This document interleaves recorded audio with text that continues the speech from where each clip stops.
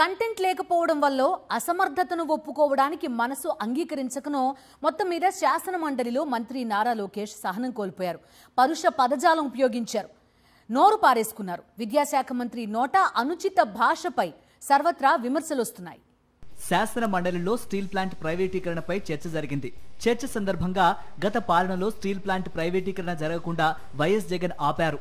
కేంద్ర మంత్రి కుమారస్వామియే స్వయంగా ఇదే విషయం చెప్పారు అంటూ వైఎస్ఆర్సీపీ ఎమ్మెల్సీలు వాస్తవాలు సభ ముందు ఉంచారు. దీంతో విద్యాశాఖ మంత్రి నారా లోకేష్ సహనం కోల్పోయారు.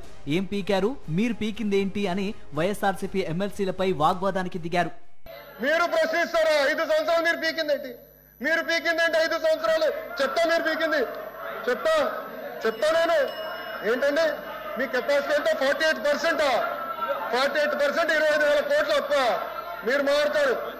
79% 48% కెపాసిటీ యూటిలైజేషన్ తీసుకొచ్చారు. ఏంటి అధ్యక్ష వీళ్ళు మాట్లాడేది? లోకేష్ భాషపై మండలి విపక్ష నేత బొత్స సత్యనారాయణ ఆగ్రహం వ్యక్తం చేశారు.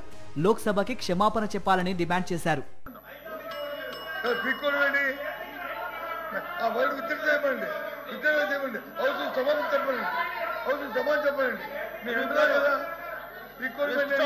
ఎంత గౌరవంగా ఉండాలి.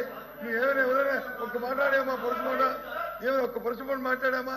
ఏమైనా అమ్మాయి చెప్తుంది కోఆపరేట్ చేయాలి.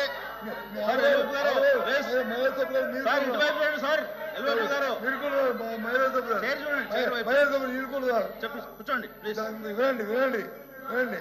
ఎందుకంత ఆవేశం ఏంటి? భాష మీద పొట్టుండాలి. ఆవేశం ఉండకూడదు. అధ్యక్ష ఆవిడ ఆవేదన ఏంటంటే మీరు తీర్మానం పెట్టారు. తీర్మానాన్ని అందరూ ఆమోదించాలని చెప్పారు. ఎస్, ఆ తీర్మానంలో ఒక మాట ఉంటే ఆవిడంత ఆవేదన చెందేది కాదు. ఏది? ఆ డిస్ట్రిబ్యూషన్ ని ఏదైతే పెట్టారో దాన్ని తొలగిస్తున్నాం పూర్తిగా అనే మాట ఉంటే ఆ మాట లేదు. ఆ మాట ఉందో చెప్పండి ఆ తీర్మానంలో.